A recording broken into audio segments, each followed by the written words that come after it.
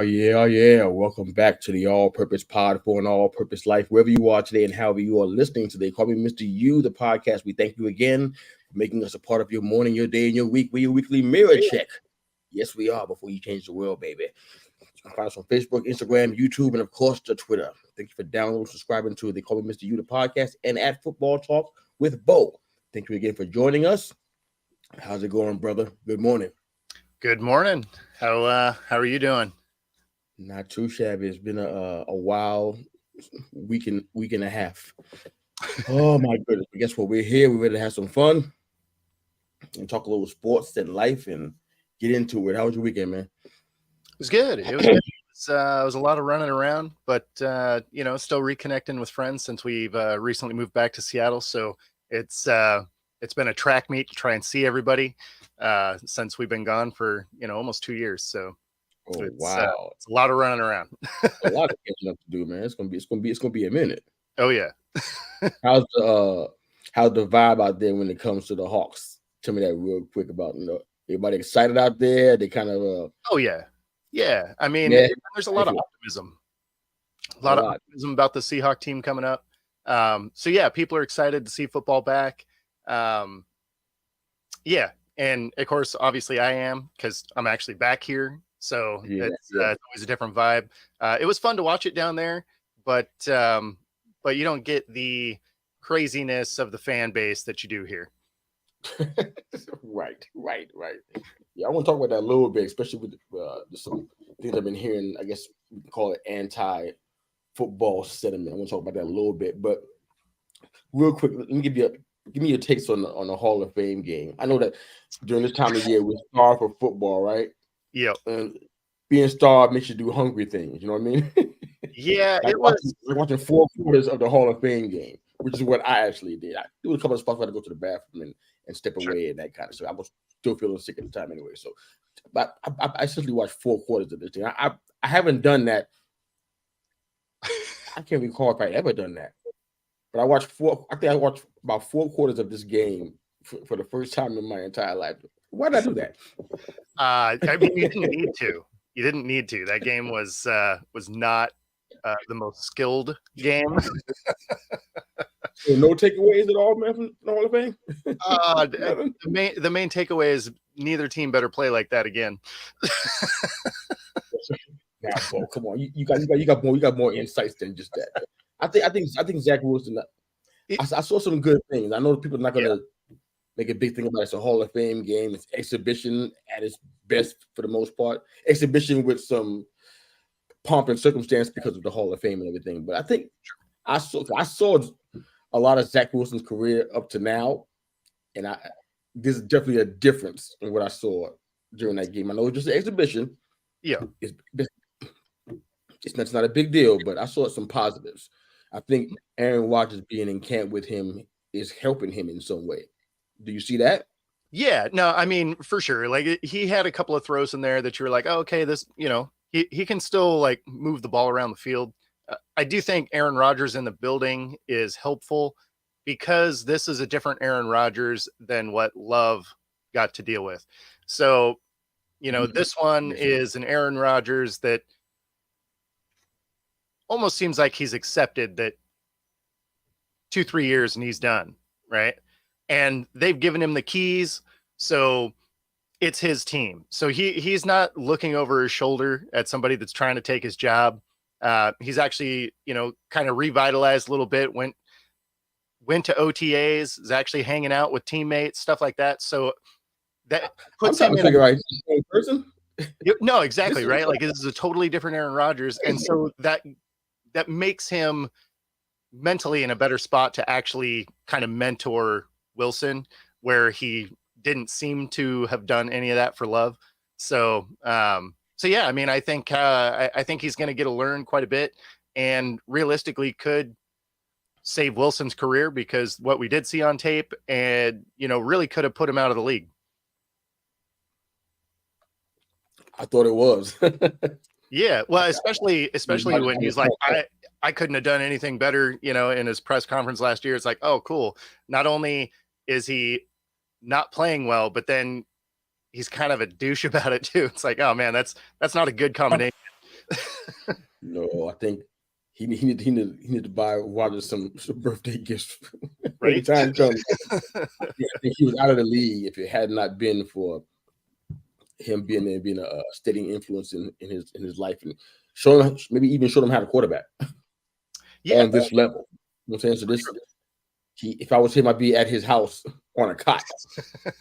I'm going to learn everything I can possibly learn because this is it right here. Yep. These guys are getting many chances. I mean, tell you the truth, if Jordan Love doesn't do what people think he's going to do, if he doesn't make adjustments here and there, he could be in the same place, out. For sure. Absolutely. Also, with a headset like mine's on the sidelines forever. You know, I mean, yeah, it's definitely a possibility. I've been hearing so much about the anti-football sentiment. I'm kind of surprised by it a little bit, but then I'm not surprised. I think once it started making the I wouldn't call it a rule, but I guess they made some decisions about sports betting and sports gambling. You know, you got big business interest in weeds in there as well. It's been a growing anti-football sentiment, at least on my page. I don't know if you've been seeing it on your Twitter page, but a lot of people talking about how, you know, they're not really excited about football. I mean, I had to have been excited about it to watch 4 quarters of that game, the Hall of Fame. I mean, it wasn't. I mean, I saw things that reminded me why I love football. Just to be honest about it, because I did miss it. Yep. I tried to fill the spaces with XFL and USFL, and it just didn't. It didn't hit the spot. Like being really hungry and somebody give you cheese and crackers. It's like it's. I'm getting some food, but it's not. Yep. It's not steak and potatoes. You know what I mean? Yeah, exactly. So, I mean, it was. I tried, but it just didn't work out. So I watched that game partly because of that. But there's been a lot of anti-football sentiment. I don't know if people think that now the games are less pure because now maybe perhaps sports betting and gambling could potentially sully the outcome of the game. I don't know what it is. I mean, you've been hearing that gambling though.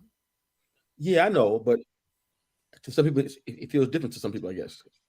Yeah, I mean, for them to be such a huge sponsor, right? Because at this point, the main sponsors of the NFL is, you know, FanDuel and Sportsbook and Caesars and, you know, all these guys, DraftKings. So, I mean, it does take away from it. Obviously, you know, guys getting suspended doesn't help, you know, because it kind of feeds into that. They're like, oh, what did you expect to happen? It's like, no, I mean, you expect them to not be down. What's that? I thought like 6, maybe 6 suspensions. I think there's 10 now. I think there's 10 now. 5 of them have been released from their teams, and of the 10, I think only 3 of them were of the 6-game variety. 3 or 4 of them. That means the rest of them were actually betting on the NFL, which if that's the case, then, I mean, I get the year-long suspension for that because that potentially can change the outcome of a game, right? Depending on what they're betting.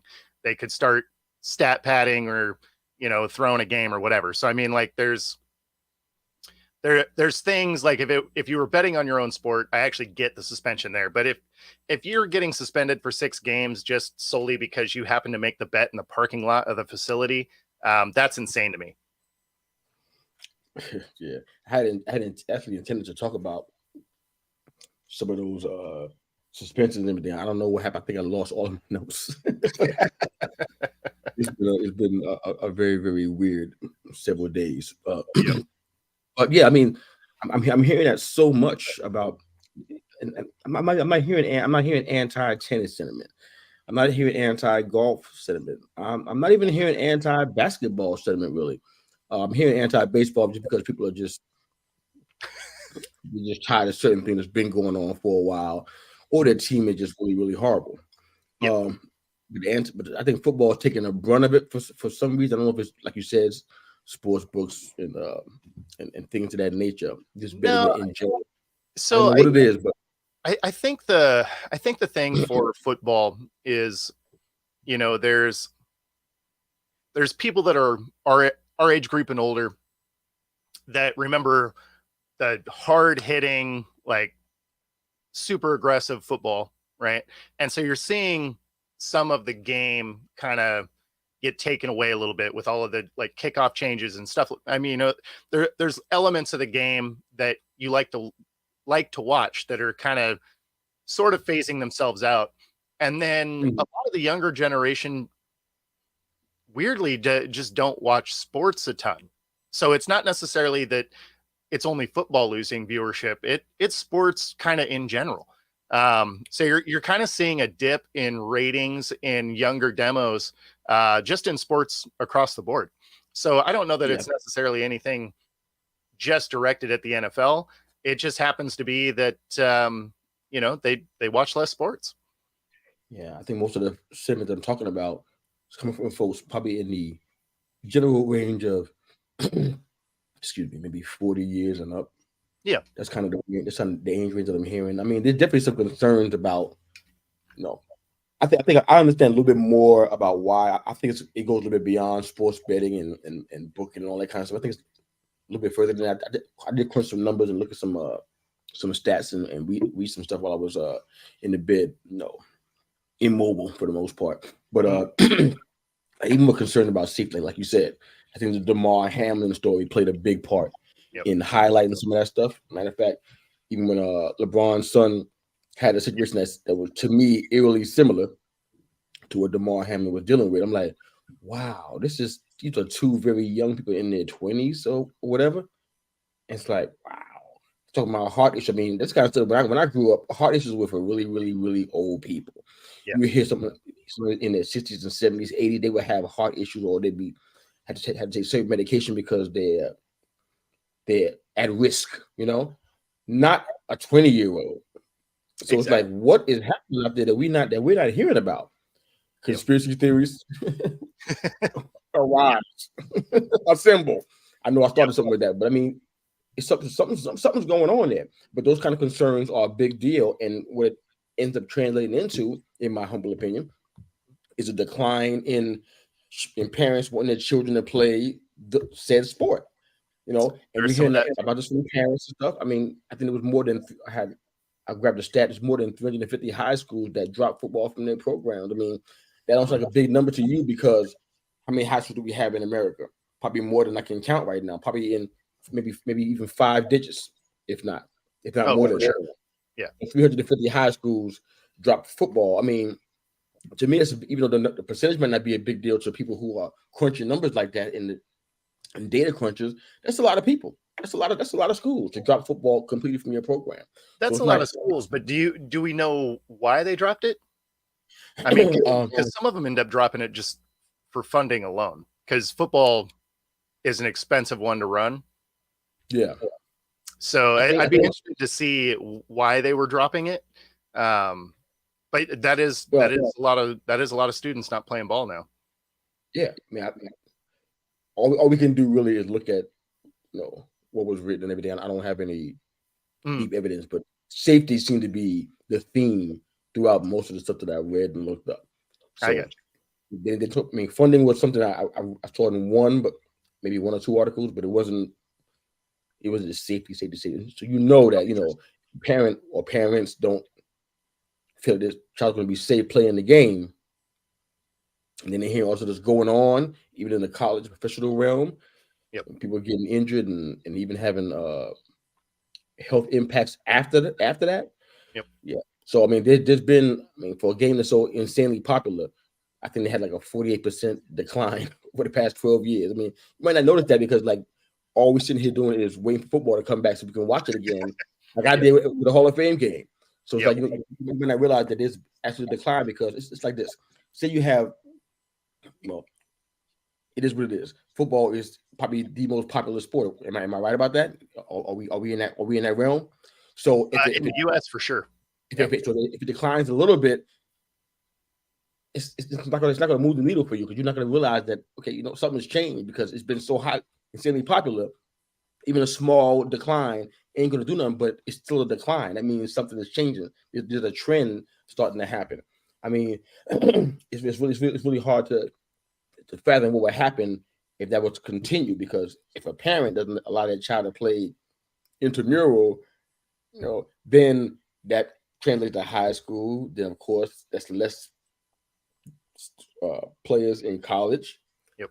There's less players in the NFL then, right? So it's a trickle down effect to it. It's like there's less recruiting, and I don't know. I mean, you can't have helmets this big. I think that's not conducive. So I don't know what you're gonna do to make people feel safe about it, because this is a hard hitting sport. It was like that from the beginning. I don't know how far it even goes back. I mean, this is just gladiator sports type stuff. And it's like, I don't know how you can make it safer, but I don't know how you make it completely safe. So it's just, I see why people are upset about it, and why people are not feel about football.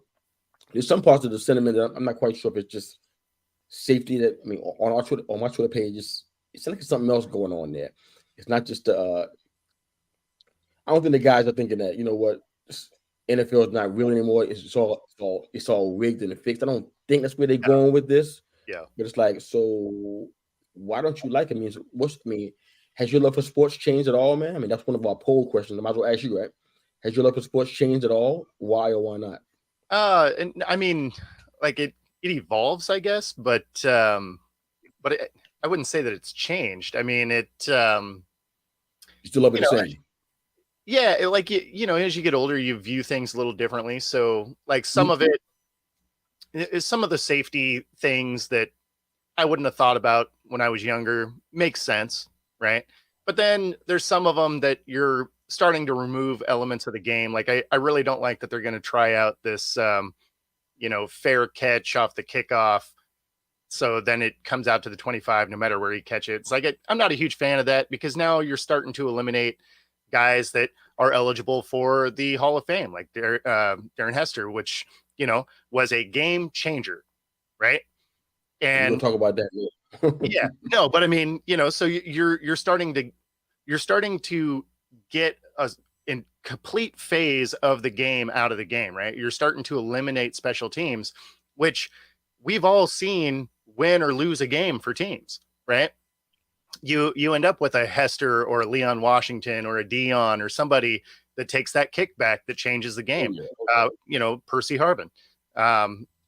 So it's, or I mean, even now, right? Budda Baker, he didn't come in and start, right? He came in as a special teams player, as a kickoff return coverage team, right? So I mean, you wouldn't even see Budda Baker today if he wasn't on that kick coverage, because he wasn't the starting guy yet. So it's it's unfortunate, and I think that's where some of the older crowd gets discouraged, because it's like, oh man, like you're legitimately removing a whole phase of the game, or at least moving in the direction to get rid of it. So I think that's where some of it is, people are like, this isn't the game I love anymore, kind of thing. Because some of the rule changes go a little bit too far. This one, they're only trying out for 1 year. So hopefully it doesn't stick. It's been last year, no? No. No, they tried it. I feel like I saw that in. Yeah, I think they did it in either the XFL or USFL last year. So they're going to try it out in the NFL this year. I didn't watch enough of either of those when I was down in Mexico. You couldn't get them. So I watched a lot. Yeah. Not a badge of honor. Yeah, no, unfortunately down there just wasn't the TV coverage for it. I guess the coverage, the TV contracts for both of those aren't international.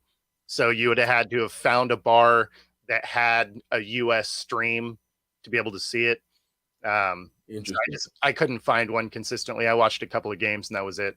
But that rule came from one of those two, I believe. Okay. Yeah.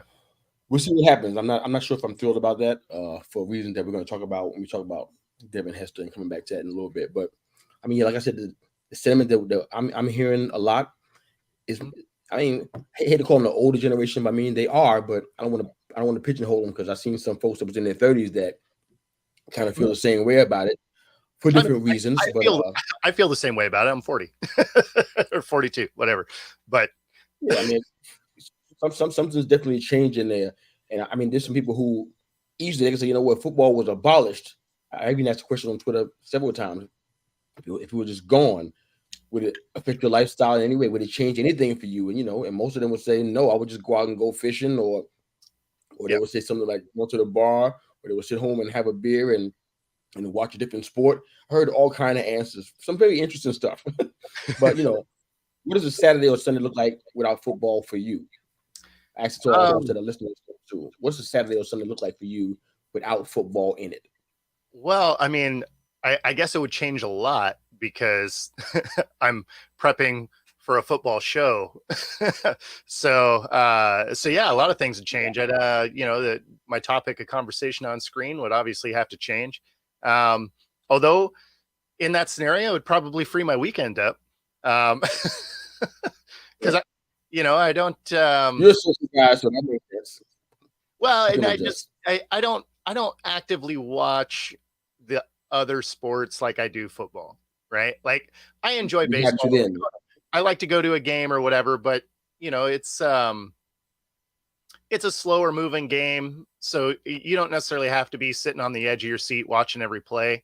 And then I just don't get down with soccer. It's not my jam. The falling and crying, it's not my thing. The falling and crying. Oh my God. Games with flopping. It's one of the things that bothers me about where basketball has gone is, there's the flopping. That's falling and crying. Yeah, right. He looked at me wrong. My ear hurts. Like it's just come on. So I don't watch the other sports with the same intensity that I do football. I'm just seeing if we got soccer fans up this early. I don't know. I've been trying to learn a little bit about the sport, making some posts on Twitter, just trying to learn a little bit about it. But I haven't been able to sit there and watch a whole game. I'm not quite there yet. Yeah. For me, Saturday and Sunday, I mean, I think we're social people, my wife and I, but I don't know if we're social that you and your wife are. But Saturday and Sunday for us, without football, I'll be honest with you. For me, my wife probably wouldn't care less one way or the other, but for me, it's gonna be a little bit weird. Sure. So I mean, some people could say easily, oh, no big deal, easy. I mean, it's gonna be a little bit weird for me. If we couldn't, we got football season coming up, you know that. Well, people may not know, but when the season starts up, we're talking heavy NFL a lot of the time. Matter of fact, most every Monday is going to be talking about football. It's guaranteed to happen. It's going to be an entire 16, 17 weeks of it. So just buckle in. It's going to happen, And it's like no football on a Saturday or Sunday. That means no college. I mean, no Michigan Wolverines, no Ohio State Buckeyes, no nothing. That's going to be weird for me. You know what I'm saying? Because I mean, I love baseball. It was my first love, but things change over time. You start growing closer to other sports and stuff. And in basketball, especially the 90s, you know how I feel about that. Mm-hmm. I'll fight you about that particular topic. That's the best era in basketball, hands down. Ain't been better before that, ain't been better since. Yep. But not having that, it's like, wow. I don't know what kind of world that would look like without having football. I don't want to see anybody get their heads cracked and whatnot on the ground, paralyzed, having heart attacks. I don't want that at all. For sure. It's weird to not have football. Yes, that's just me now. Some folks and there's also just the other elements of it where, not only would it change, watching the games and, talking about it, whatever, but it also would change some other social interactions where you're playing fantasy with friends. There's a bunch of draft parties that are starting to happen right now, right? All of that wouldn't be a thing. So I mean, it's the wing spot won't be the same. The wing spot's not going to be the same without football. I don't know. You can put some soccer on if you want to and try it. Put on some MLB, but the wings, I don't know. There's a vibe that goes with it, man. Mm-hmm. I've been in wing spots. I don't know how many years of my life. I've done this. I got to go less now than I ever have before, to be honest. But it's different. There's no football on the TV. It's like, I mean, they have golf. I'm like, that's not it. I mean, they have golf and have a sport I can't remember. You can watch some pro bowling. You can watch some pro cornhole. I seen that in there too, as a matter of fact. Yeah. And guess what? It wasn't working, brother. Football, football galvanizes everybody. I don't know. It's something different about it. Excuse me. So not having it on a Saturday and Sunday is extremely strange. Let's go ahead and move on to the Hall of Fame discussion. Not the game. I think we already passed that. I watched 4 quarters. I don't know what I was thinking. I think I was still ill and having medicine. This was a medicine. When we watched 4 games. I figured you just dropped the remote or something. Yeah, I couldn't reach it. I was too ill. Oh, I had to watch Aaron Rodgers stand on the sidelines and Zach Wilson throw footballs. All right, so the snubs. We are gonna talk about it last week, but we had so much fun last week. We kind of forgot about it. Couldn't get back to it. All right, so the snubs. Mentioned Devin Hester. I want to definitely talk about that. I mean, wow. I know that anytime you have an all-star vote, I don't care what it is. I don't care what sport it is. It can be Major League Baseball. Happens every single time, like clockwork. NBA, same situation. Even NHL has the same situations. Somebody always get left out in your mind that should not be. But this one, oh man, Hester. I got a few that I like a lot. I got a few names that I got 3 names specifically that I like that I might mention today. Maybe you don't agree with it or not, but we'll find out today. But the first one, Devin Hester. 20 kick and punt return touchdowns, 3-time All-Pro. Basically the best at his position. Let's be honest about it. How was his name not? I even went in. Hold on. I even went in even deeper to find out. There's an app in the app. Sorry, a website that shows the actual voting, the tallies, and how they got to that number. And Devin Hester was like, he wasn't even in the overall 6th or 7th, I think, of the number. Like, how is his number not higher? That's crazy. He's the best at his position. I didn't understand it. He was part of the NFL top 100 team. That means he's one of the top 100 athletes to ever play ball. And he's not in there. Like, that doesn't make any sense. He not get enough votes for this. Plus, he was part of 2 all-decade teams, the 2000s and 2010. So, like, I know. I mean, man, and he changed the game. When you watched a team line up to kick the ball, they were trying to kick away from Hester, right? Like, nobody wanted to kick the ball into Devin Hester's hands because you knew he could absolutely take it to the house at any time. So the fact that he didn't get in that seemed insane to me. I don't understand how. I mean, I saw the numbers and the tallies. I'm like, I saw a lot of names ahead of his. I won't call them out. I want to disparage their names and everything, but some of them got in, and I'm like, how are they high? I mean, some of them didn't get in, and they were still higher than Devin Hester. I don't understand.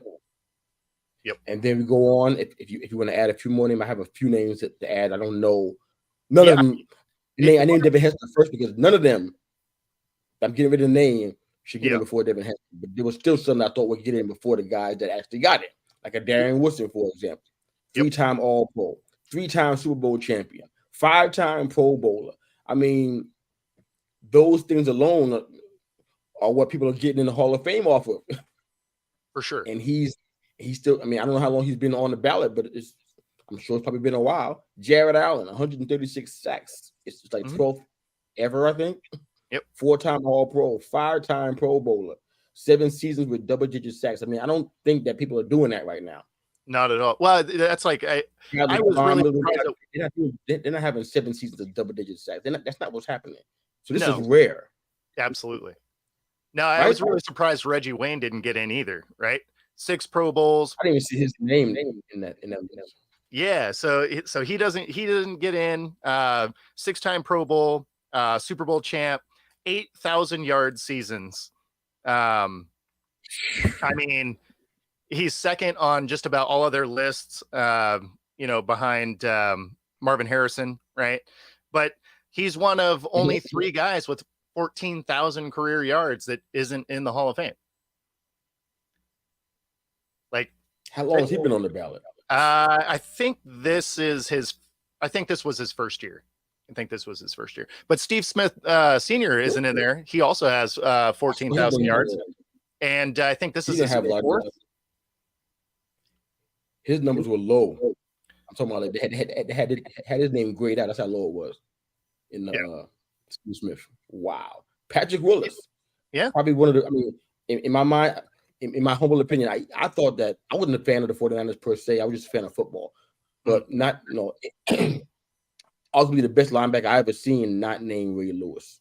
That's how I felt about it. Yeah. Not we ain't talking about LT and those guys are just they're special to me. You know what I'm saying? But he was probably one of the best in the game at defense against passes, stuff that people are not really doing. That's what should make you stand out and be,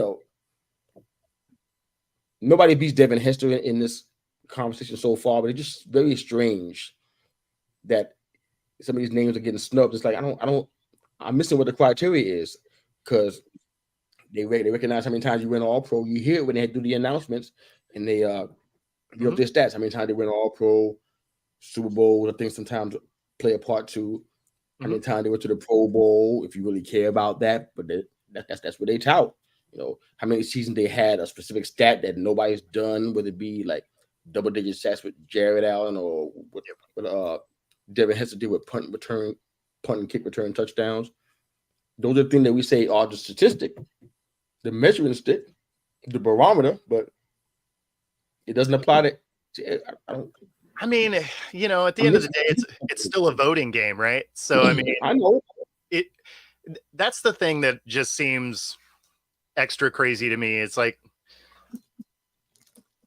how are some of the biggest things coming down to votes and not just what you actually produced, right? Because I mean, there's guys that haven't gotten in that their numbers are amazing. They should be in. And then there's guys that get in and you're just like, man, like, wow, okay, you got in. Yeah. Well, I actually pick one person that you felt, that did get in. What you loved about him, what you got. I'll go ahead and start off and kind of give you a little time to think about it. But I picked Rondé Barber. Yep. Started in '97, ended his career in 2012. He went 3 years without getting in. He was eligible, I think, 2019 or 20, something like that. The biggest thing I remember from his career, I mean, I saw, because he was Tiki's twin brother, so I was always watching, because Tiki was on our team and he was a big deal, so I paid attention to that kind of stuff. But he was most known for 82-yard pick six against the Eagles to go to Super Bowl 37 in the NFC Championship game. That was probably the most notable highlight of his career.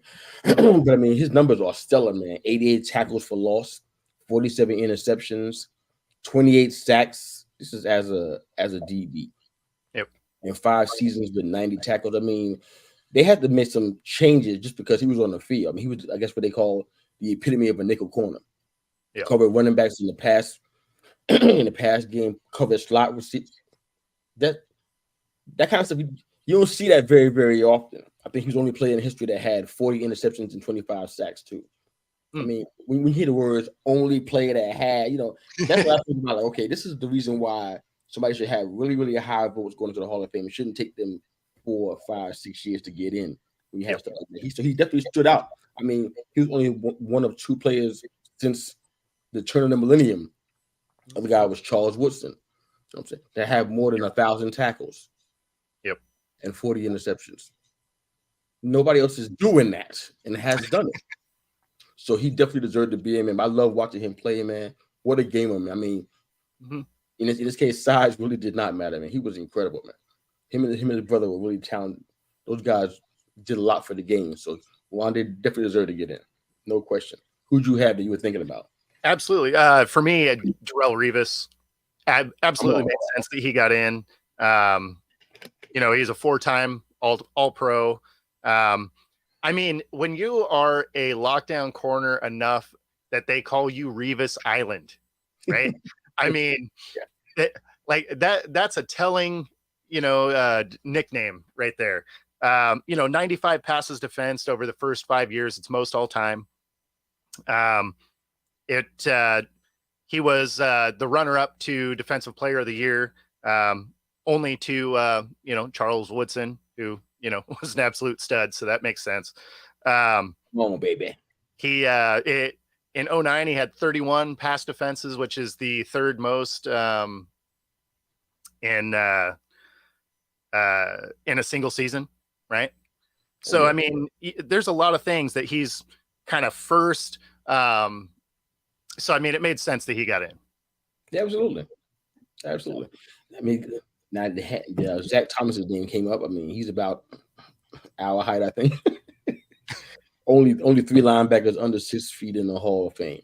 I'm like, okay, so I ain't gonna pick it apart, but I'm just trying to figure out how they came up with some of this. I mean, because I'm sure he got some numbers, but like better than Devin Hess's though.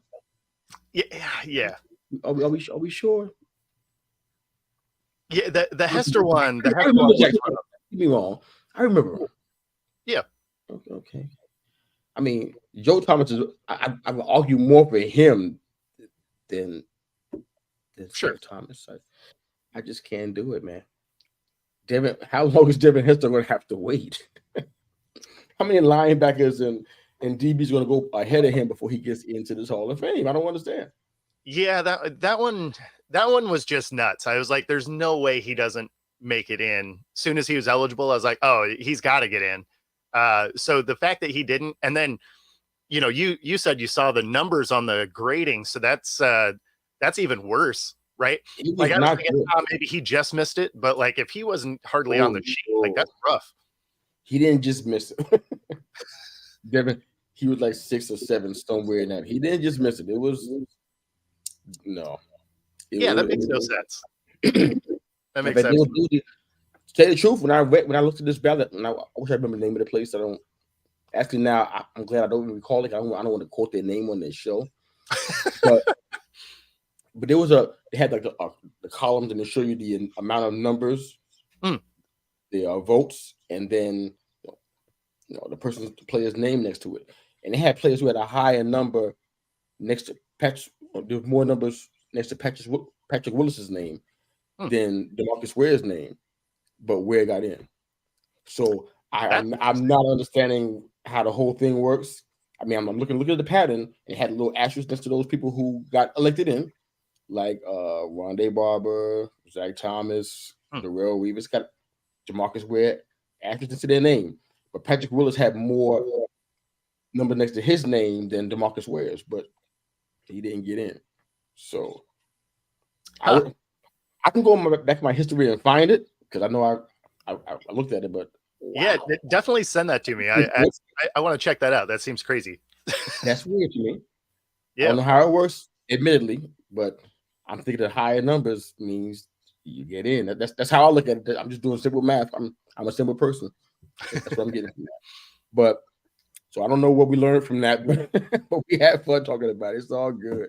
Oh man, we always talked about Zach Wilson already, so I'm going to mention that part. I know he has a 5th-year option in 2025, so he's going to be there probably about the same amount of time that Aaron Rodgers is going to be there. Yep, maybe a little bit longer. So they have to decide, almost like how they did with Jordan Love. It's almost identical, as a matter of fact. I think correction. I think Aaron Rodgers, I thought he had 2 years. I heard something about 3 years recently. Yeah. So his contract has 2 years of guaranteed money, but there's a 3rd-year option on it. That's what I thought I heard. Okay. Yeah. So that changes what I was going to say. So that means that because Zach Wilson, his the option, I doubt it's a play option. So it's a 5th-year option in 2025. So that's going to coincide with that option year for Aaron Rodgers. They got big decisions to make there, but we already discussed that. A little bit of the your thoughts about the Michigan head coach situation with the 4-game suspension. What do you think about that? I mean, so I haven't looked real far into it. So you'll have to let me know what all recruiting stuff he was in trouble for. But I mean, it's college football. Like that's that. It seems like they're always a coach. I'm not really sure myself. I brought it up as a cry for help, basically. Oh, I don't have any insight to bring to the table. I'm like, I don't understand why is this happening? I mean, it seems like they're bad. Years.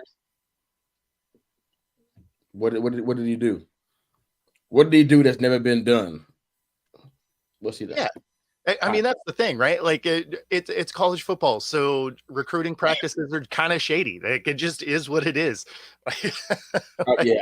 I mean, I don't know. and he's not doing anything different than anyone else was. I mean, at the end of the day, sure he got caught, I guess, but I mean, I don't know. That's one of those. It feels like every 2-3 years there's some coach getting suspended for some sort of recruiting problem. But I mean, we're getting 5-star recruits, then it might make more sense to me. But we're not getting those. So what's the advantage that you think we have? Yeah, I mean, 5-star recruits like everybody else is. We're getting 3 and 4-star recruits. I mean, we're making something out of it. I mean, we made a lot out of those 4-star recruits. Credit to Harbaugh and the system. I mean, at the end of the day, having the coach unfair advantage that people think we have, I'm missing it. At the end of the day, having the coach miss it's 4 games, isn't going to matter. I mean, I know, but it's kind of just the principle at this point. That's like no, for sure. But I mean, you would hope his support staff is good enough to be able to carry 4 games till he gets back. If they're not, we're in big trouble. I mean, yes. I like to believe that we can handle that as well. You should be able to. You should be able to. Let's talk a little bit of Big Ten. I know that's something that we were talking about, Big 10 and Big 12. Something that we were talking about a little bit over the break. But, well, Oregon and Washington seem to be coming in. My Twitter page has exploded off of this topic. To say the least, people are crying foul. I'm hearing people are sending me memes of graveyard with the Big 12. 12. Yep. I'm like, what is going on? So yeah, I mean, it's sad because they've ran a successful conference into the ground, and it's unfortunate.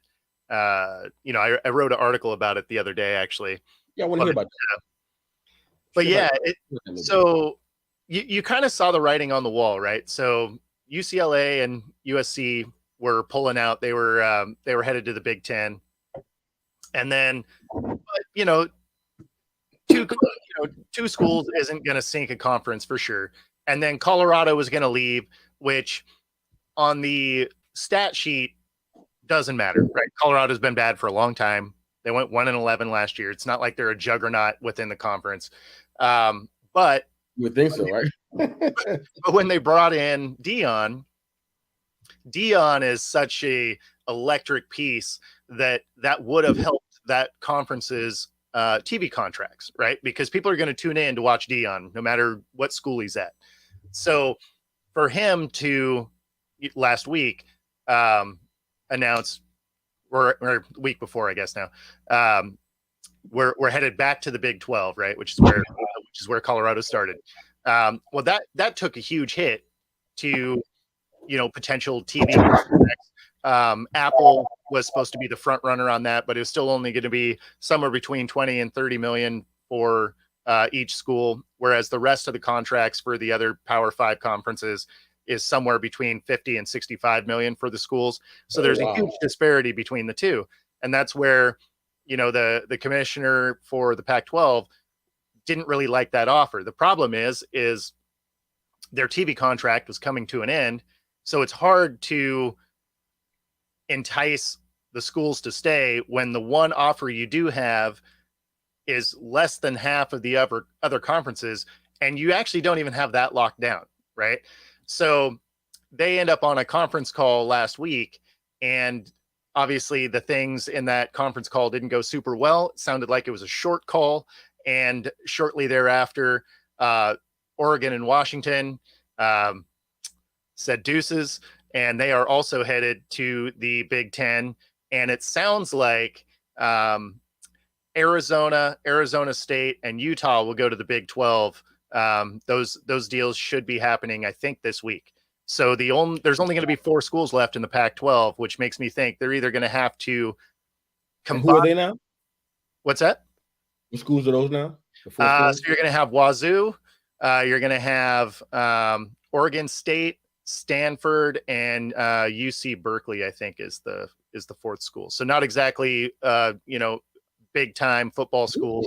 Wazoo has had some good the Cougs have had some good teams through the years, and Oregon State is actually building a nice program. Like, they're actually going to be a pretty competitive school this year.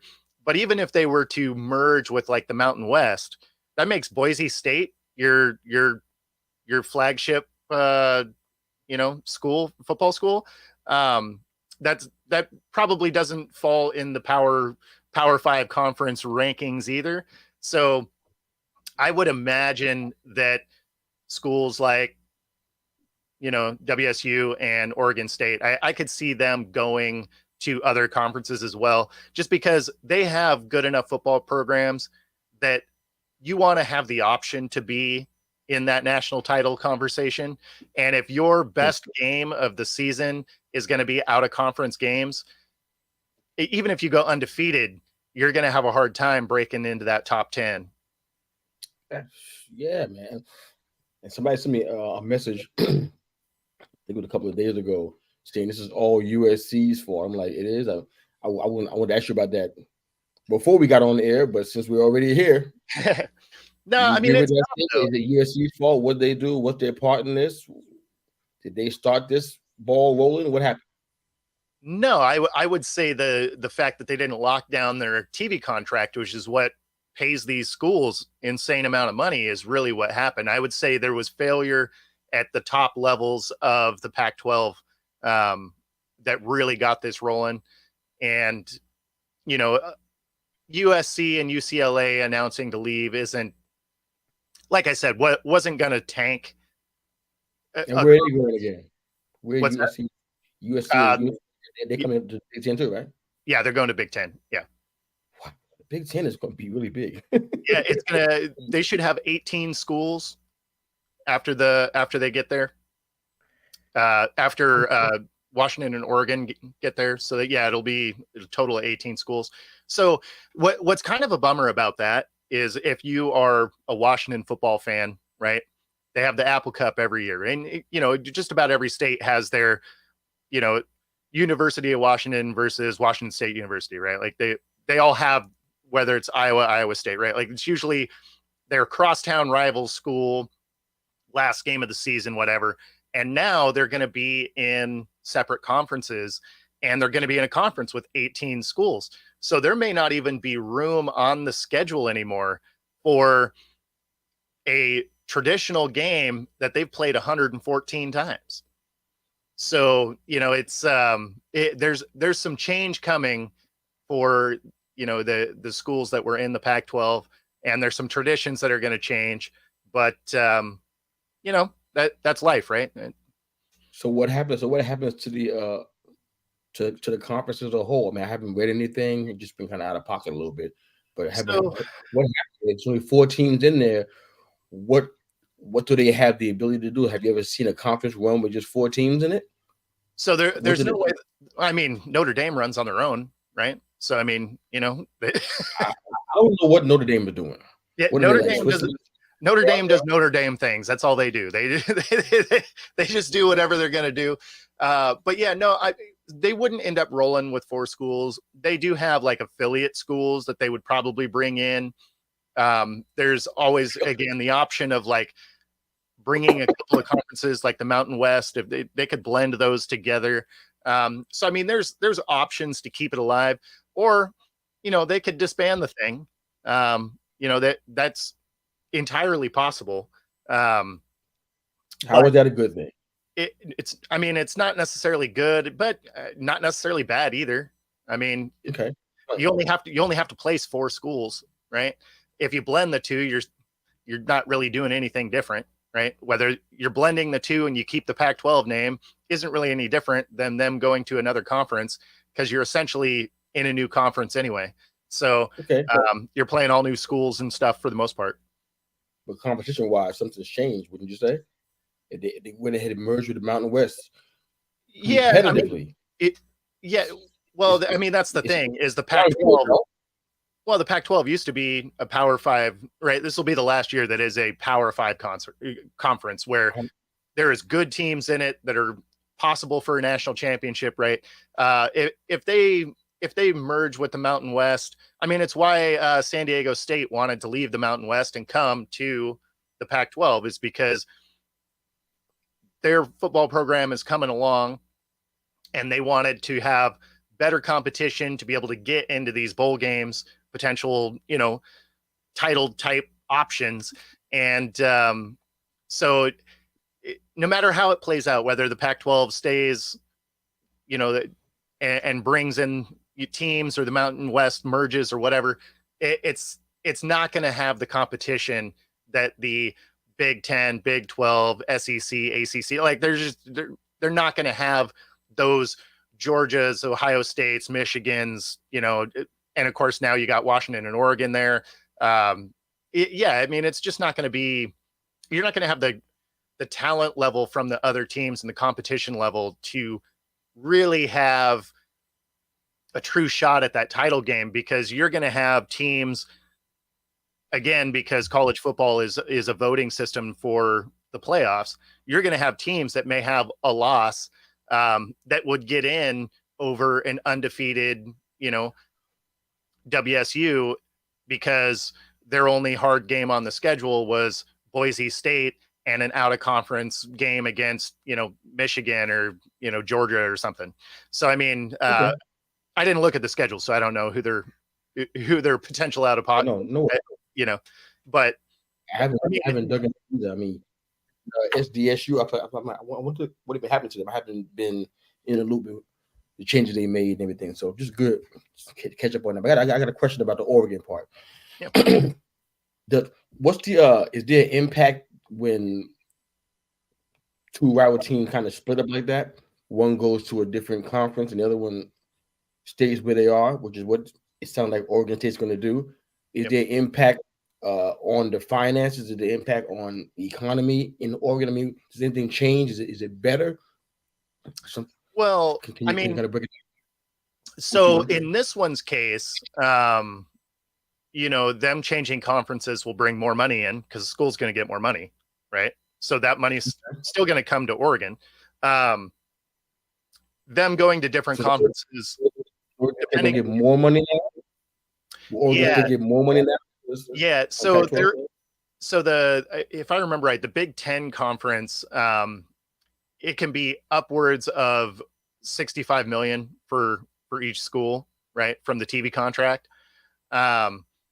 So the thing is Washington and Oregon, it sounds like, what I was reading, is it sounds like they took a deal that is half of what the other schools are going to get, which is still more than what the TV contract that's on the table for the Pac-12 is. So even though they're going to get half of what the other schools are going to get, I think they're still going to get more than had they stayed.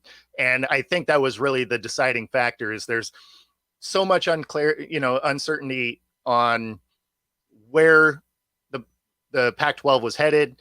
They still hadn't secured the TV contract. The offer that was on the table, I believe, ends at the end of the school year, which is like a week or something like that, because of the summer quarter or whatever. And then, so like if you're somewhere where it's, say you're at work and you have an offer at a competing place, and you're not going to get top dollar from them, but it's still going to be more than what you're offered where you're at. And they're not entirely sure if they're going to be open next year. Where are you going to go? Of course you're going to leave. I mean, you can't have bad options and expect teams to stay. Like, that doesn't make sense. So how'd that bowl for Oregon State? That's what I'm asking. So how'd that bowl for them? I mean, potentially they can get more money from the Pac-12 now because they're the only. Well, no. So if you're a TV provider, are you even offering the Pac-12 anything? They have 4 schools. How much advertising are you going to sell? I would not. That's what I'm asking. No. That's why I say they're hanging out. There's a quote from I forget who it was at Washington State, but they were like, they put out a sound, a quote that was essentially, we're disappointed at how things went. And we're going to be looking at, the best options for our school, for our students, all of this, right? Which really alludes to the fact of, hey, if the Pac-12 can figure something out, maybe we'll stay. But we're also going to look at other options now, because if I was Apple and I was offering that Apple TV contract, I would be rescinding that offer at this point, because you don't have any schools. Like, what are we, what are we even doing? So, they're in a bad spot. The offer's on the table too? As far as I haven't read anything to the contrary. So as far as I know, it's still on there. Why would you even offer that knowing it? Well, I think there was just an expiration date of the contract. But I mean, at this point, if I wouldn't offer anything until I saw what the Pac-12 did. Like, if they were going to merge with somebody, but I don't know why another conference would want to merge. What do you bring to the table? The Big Ten just got bigger. So I know you're a Washington fan. So are you happy that they're in the Big Ten now and not where they were? I mean, no. Like, I mean, so competition, like, that's cool. But like, I like the history of the Pac-12, right? Like, it started back in like 1915, right? And Washington, let's see, it's Washington, Oregon. I think it was both Washington and both Oregon teams. So Washington State, Oregon State. I think were the four charted back in 1915. So there's a lot of history there. So it's sad to see that go in something that seems like it was very preventable. And yeah, so no, I'm not excited about it. I mean, obviously it's going to be good for, the school. They're going to have a little bit stiffer competition. Okay. The thing, I guess, that will be kind of good is you're starting to really see these conferences get more good schools together. So you're probably going to see less undefeated schools, right? Because you're not going to have teams that have 3 tough games on the schedule, and then, Temple and, Air Force and, stuff like that. Like, I mean, they're just not great schools. Like, at some point you don't want to see Temple get beat down by 65 points. Like, it's just, you want to see some better competition within their, conferences. So, the Big Ten added some good teams. Exactly. I don't know the whole list of everybody was at the 12, but the Big Ten added at least 4 really good teams. So competition is going to be a lot better. Hope that excites you a little bit, man. Sorry to hear about the nostalgic part and and your guys moving to a different conference. But I want to try to end the show on a high note. And what's up, Tino? Thanks for listening to the show, man, and linking in with us today. Appreciate you, brother. Let me go ahead and just end the show with a game. You know how we do, brother. Yes, sir. They're playing games on this show. All right. We can call this the NFL 3-way challenge. All right, you ready? Sure. 3 questions. Give you some time to think about it. I'll put you on the spot all the time, man. It's what I do. I on your show, you're gonna do it to me too. I'm okay with it. You ready? Yep. All right. Best logo: Seahawks or Vikings? Oh, Seahawks. Of course, you said it. Homer. Chargers or Dolphins? Dolphins. Oh, Cowboys or Jaguars? I mean, some of it might just be some, cowboy hate, but I like the Jags logo. I like the Jags logo. Both says I did. Steelers or Packers? Steelers. Chiefs or Raiders? Raiders. Love it. Next question. Rank the best quarterback wide receiver duo in order. If you all right now, rank them in order. Hurts, AJ Brown. Allen, Diggs. Sorry, say it again. I got some music happening. Yeah, that's your music for the game. Okay. I just didn't hear your didn't hear your question. I hear music. I was making sure I didn't hit my my soundboard. I was like, no, that's your background music for the game. It's a new feature. Come on, give me the program. All right. So what was your question again? Rank the best quarterback wide receiver duo in order: Hurts, AJ Brown, Allen and Diggs, Lawrence and Ridley in Jacksonville, Cousins and JJ, and Burrow and Chase. Rank the best quarterback wide receiver duo in order. First, AJ Brown, Allen and Diggs, Lawrence and Ridley, Cousins and JJ, Burrow and Chase. Shout it out one more time. Yeah, one more time. Hurts and Brown, Hurts and AJ, Josh Allen, Stephon Diggs, Trevor Lawrence, Calvin Ridley, Kirk Cousins and Jefferson, and Joe Burrow and Jamar Chase. Let's see. It ain't gonna be easy, brother, but take your time. We got time, brother. I'm doing it too, but it's not easy for me either. Yeah, that's tough. It's tough. Let's see. That's what makes our games fun, man. Yeah. So good. Mine's is gonna shock you. Mine. Yeah. Oh yeah. You are not gonna believe it. You got Cousins up on top or something? Oh no, boy! I ain't that crazy. You kidding me? No way. No way. All right, I got you. All right, you ready? Yep. Let's go. 1 to 5. All right. 5 to 1. 5 to 1. 5 to 1. So I got Cousins at 5. And then I got Hurts at 4. Woo! Really? I got Lawrence at 3. Wow, Allen at 2. Burrow at 1. All right. Well, I got Cousins and JJ at 5. Allen and Diggs at 4, believe it or not. Okay. I like Lawrence. I like the youngsters, Lawrence and Ridley at 3. Hurts and AJ Brown at 2. They got more time together. It's gonna be pretty awesome. Hopefully not against us. And Burrow and Chase. All right. Last question. Rank the most surprising NFL 100 snubs. In order again. All right. So, ready? Yep. The most surprising NFL 100 snubs. All these guys were not included in the NFL top 100. Matthew Stafford, Andrew Thomas, Jonathan Taylor, Alvin Kamara, and your boy, DK Metcalf. Rank the snubs, the most egregious snubs in order.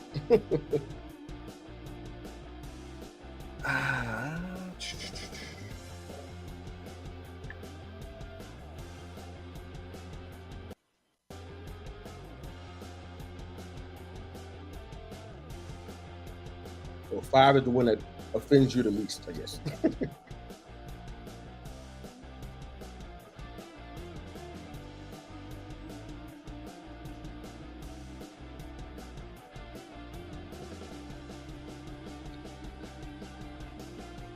Yeah. All right, you ready? Yep. Go for it. 5 to 1. All right. So I had Stafford at 5. And coming off an injured year, you're not going to be in there typically. Thomas at 4. I got Kamara at 3, DK at 2, and then JT at 1. I had Stafford at 4. I had Thomas at. I had Stafford at 5. Excuse me. I had Thomas at 4. That's my guy. He's a real giant, but doesn't rank with all the other guys. Yep. I had Metcalf at 3. I really was surprised by that one because he's not some bum. He's productive. He's a big part of the team, and he has production. He has numbers to go with it. You don't have him on your top 100. Exactly. Jonathan Taylor, you're the best player on your team, And yeah, exactly. He has the numbers and the credibility to go with it. Yep. And you don't have. Well, I had Kamara number one. Okay. I based on his entire career, everything. Sure. That well, should give you credibility. I mean, but the top 100 But the top 100's every year, right? Like it changes. Well, so you can't really base it on the whole year, right? Like you got to kind of base it on last year. The top. You still think he was a top 100 player even last year? No, that's why I was like. The top 100 right now. That's why I can't go in the top 100 and pull some names out right now. Seriously, I can go in the top 100 right now and pull somebody's name out and put his in there, and it'll be legit. Of course, I can. I can do that easily. Yeah, of course. You can do it too. Yeah, of course. Kamara last year didn't suck. No, not at all. Not at all. Top 100. I mean, everybody on this list except for Stafford easily could be in there. And I only don't think Stafford could because, I mean, he's injured. You don't really know. Like he wasn't a huge impact. So no, not at all. But I'm kind of surprised by all of these because I saw the top 100 list. Mm-hmm. I'm like, there's some guys like some DBs and some line guys. They were like, I mean, they weren't bad, but yeah, to be in the top 100, you kind of almost had to be in the top 10 in your position, basically. If I'm just doing the math, how many positions do you have on the field?